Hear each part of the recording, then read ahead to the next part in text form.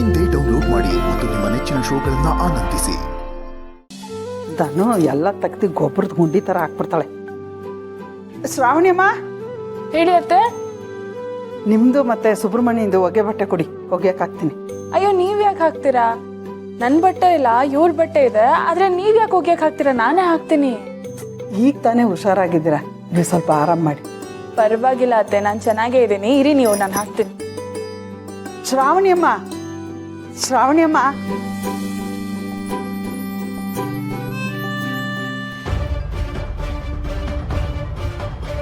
ಇದೇನಿದು? ಸುಪ್ಪು ಬಟ್ಟೆಯಲ್ಲಿ ladies perfume smell ಬರ್ತಿದೆ. ಸುಪ್ಪು ಪರ್ಫ್ಯೂಮೇ ಯೂಸ್ ಮಾಡಲ್ಲ. ಶ್ರಾವಣಿಯಮ್ಮ, ಏನಾಯ್ತು? ಯಾಕೆ ಹಿಂಗೆ ನಿಂತ್ಕೊಂಬಿಟ್ರಿ?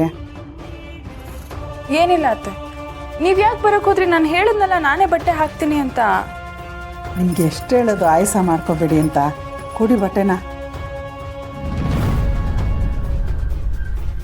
ಇದೇನಿದು?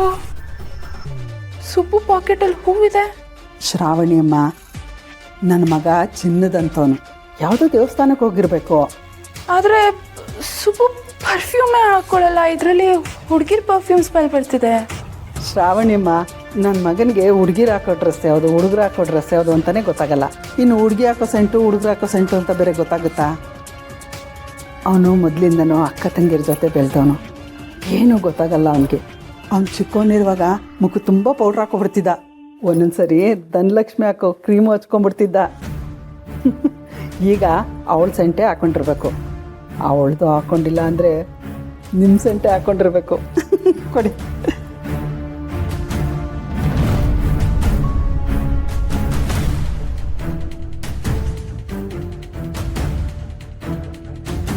ಇದೇನಿದು? ಮ್ಯಾಟ್ರ್ ಇಷ್ಟು ಬೇಗ ಮುಗಿದೋಯ್ತಾ? ಏನೋ ಮಿಸ್ ಹೊಡಿತಿದೆಯಲ್ಲ.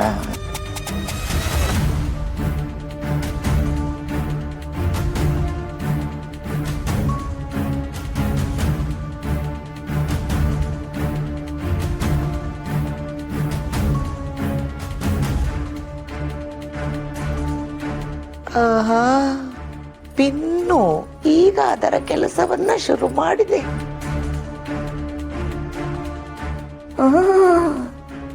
ಅಮ್ಮೋರ್ಗೆ ಕೋಪ ಅತ್ತೆ ಮುಂದೆ ತೋರ್ಸ್ಕೊಳಕ್ಕಾಗಿಲ್ಲ. ಕಾರ್ತಿಕೇಯ, ಬಾ, ಈಗ ನಿನ್ನ ಪ್ರೀತಿಗೆ ಪಿನ್ನು ಹೆಂಗೆ ಚುಚ್ಚುತ್ತೆ ಅಂದ್ರೆ ನಿನ್ನ ಗತಿ ಅದೋ ಗತಿ. ಈ ವಿಷಯನ ಆದಷ್ಟು ಬೇಗ ಆ ಹಾಲ್ ಮಾರೋ ಮೇಡಮರ್ಗೆ ಹೇಳ್ಕೊಂಡ್ಬಿಡ್ಬೇಕು. ಇವರು ಎಷ್ಟು ಜಗಳ ಆಡ್ತಾರೋ, ಮನಸ್ತಾಪ ಬರುತ್ತೋ ಅಷ್ಟು ಹೆಚ್ಚು ಶ್ರೀಮಂತೆ ನಾನಾಗ್ತೇನೆ. ಆನಂದ ಪರಮಾನಂದ ಪರಮಾನಂದ.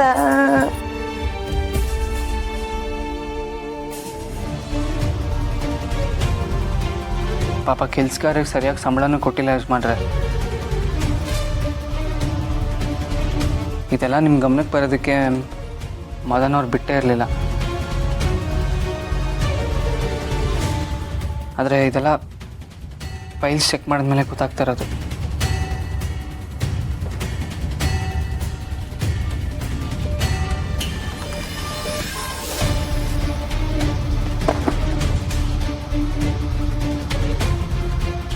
ಏನಾಯ್ತಲ್ಲ? ಯಾಕೋ ಹೀಗೆ ಮಾಡಿದೆ? ವೀರು, ವೀರು, ಏನಾಯ್ತು ವೀರು? ಕೇಳು ನಿನ್ ಮಗನ.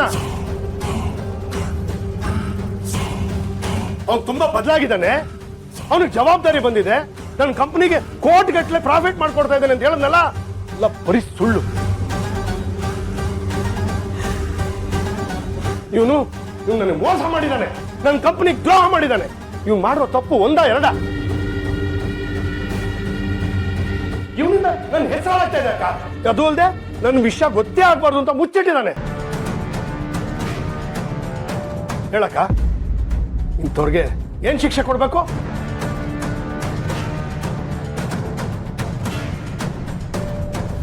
ವೀರು, ವೀರು, ಮಾಡಿ ಒಳ್ಳೆಯವನು. ಅವನು ಹಾಗೆಲ್ಲ ಮಾಡೋದಿಲ್ಲ ವೀರು. ನೋಡು, ಏನೇ ಇದ್ರು ನಾವು ಕೂತ್ಕೊಂಡು ಮಾತಾಡೋಣ.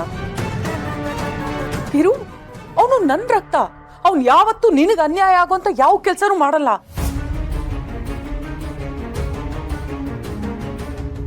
ನೀನ್ ಯಾರ್ದೋ ಮಾತ್ ಕೇಳ್ಕೊಂಡು ಇವನ್ ಮೇಲೆ ಕೂಗಾಡ್ತಿದ್ಯಾ? ಅಕ್ಕ ಸಾಕು ಸುಮ್ಮೀರು. ಇನ್ನೊಂದು ಮಾತಾಡಬೇಡ.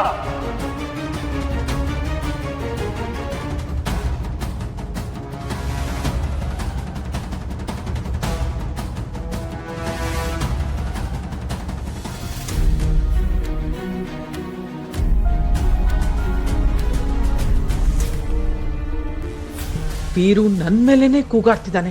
ವೀರು ಹೀಗ್ ನನ್ನ ಮೇಲೆ ಕೂಗಾಡಿದ್ದು, ಕೋಪ ಮಾಡ್ಕೊಂಡಿದ್ದು ಇದೇ ಮೊದಲನೇ ಸಲ. ನಿನ್ ಮಗ ಮಾಡಿರೋ ತಪ್ಪನ್ನ ವಹಿಸ್ಕೊಂಡು ಮಾತಾಡ್ತಾ ಇದೆಯಲ್ಲ, ಅವ್ನು ಮಾಡಿರೋದು ಸಣ್ಣ ಪುಟ್ಟ ತಪ್ಪ.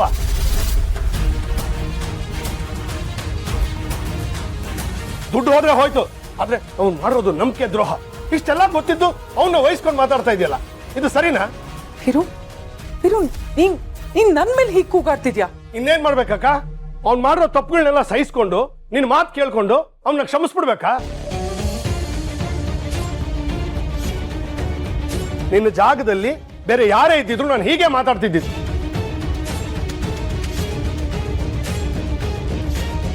ಅಲ್ಲ ಅಕ್ಕ, ನನಗೆ ಸುಬ್ಬ ಮೇಲೆ ನಂಬಿಕೆ ಇದೆ. ಅಂಥದ್ರಲ್ಲಿ ನೀನು ಅವನ ಮಾತು ಕೇಳ್ಕೊಂಡು ಕೂಗಾಡ್ತಿದ್ಯಾ ಅಂತಿದ್ಯಲ್ಲ, ಅವನು ಸತ್ಯ ಹೇಳಿದಾನೆ, ಅದಕ್ಕೆ ಕೂಗಾಡ್ತಿದ್ದೀನಿ.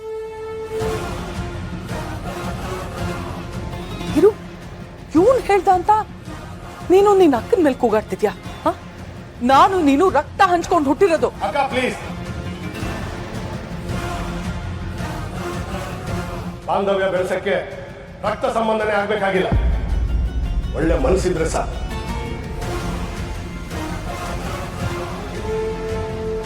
ಒಳ್ಳೆ ಮನಸ್ಸಿಲ್ಲ ಅಂದ್ರೆ ಸ್ವಂತ ಮಕ್ಕಳು ಕೂಡ ಹೆತ್ತೋರ್ನ ಬೀದಿಲಿ ನಿಲ್ಲಿಸ್ಬಿಡ್ತಾರೆ.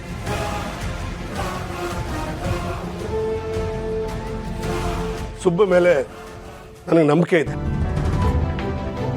ಅವನು ನನ್ನ ಮಗನ ತರ. ನಿನ್ನ ಮಗ ನನಗೆ ಮೋಸ ಮಾಡ್ದ, ಆದ್ರೆ ನನ್ನ ಮಗನ ತರ ಇರೋ ಸುಬ್ಬು ಅದನ್ನ ಕಂಡಿಡ್ದ. ಸುಬ್ಬು ನನ್ನ ಜೀವ, ನನ್ನ ಕಣ್ಣು. ಅವನು ಹೇಳಿದ್ಮೇಲೆ ಮುಗೀತು. ಮದನ್ ಮಾಡ್ತಿರೋ ಅನ್ಯಾಯಗಳನ್ನೆಲ್ಲ ಸಹಿಸ್ಕೊಂಡಿರಕ್ಕಾಗಲ್ಲ. ಆದ್ರೂ ಅವನ ಪರ ವಹಿಸ್ಕೊಂಡು ಸುಬ್ಬು ವಿರುದ್ಧ ಮಾತಾಡಿದ್ದಕ್ಕೆ ಸುಬ್ಬು ಹತ್ರ ಕ್ಷಮೆ ಕೇಳ.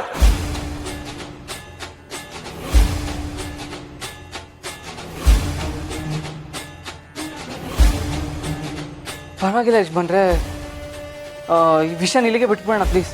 ನೋಡು ಸುಬ್ಬು, ನೀನು ನನ್ನ ಮಗನ ಥರ ಅಂತನೋ ಅಥವಾ ಈ ಮನೆ ಅಳಿಯ ಅಂತನೋ ನಾನು ಹೇಳ್ತಾ ಇಲ್ಲ. ನಿನ್ನಲ್ಲಿರೋ 1% ಒಳ್ಳೆ ಗುಣ ಮದನಲ್ಲಿ ಇದ್ದಿದ್ರೆ ಇವತ್ತು ಹೀಗೆ ನಡೀತಾನೆ ಇಲ್ಲ. ಅಕ್ಕ, ಸುಬ್ಬು ನನ್ನ ಅಳಿಯ, ಅವನ ಬಗ್ಗೆ ನೀನು ಮಾತಾಡಿದ್ದು ತಪ್ಪು. ಹಾಗಾಗಿ ಅವನನ್ನ ಕ್ಷಮೆ ಕೇಳು.